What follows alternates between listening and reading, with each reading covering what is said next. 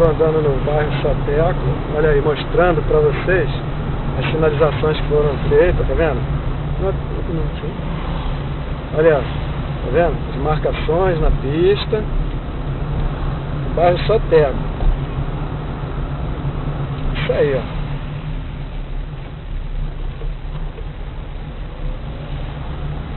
Olha, tá vendo? Muito bom, é excelente,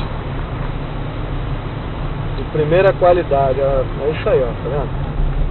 Lauro registrando, eu não fico só criticando não, eu faço, por isso eu sou imparcial. Agora estou mostrando para vocês as marcações aqui no bairro Soteco, não só aqui, mas tem também Praia da Costa, em vários lugares aqui da cidade de Vila Velha. Eu estou mostrando isso aqui porque é o trajeto que eu estou fazendo no meu carro.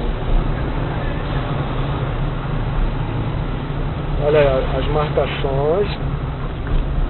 Não, repito, não é só aqui no bairro Soteco não, tem na Praia da Costa, em vários lugares aqui de Vila Velha. É isso aí, ó. Diferença, ó. Tudo marcado direitinho, bonitinho.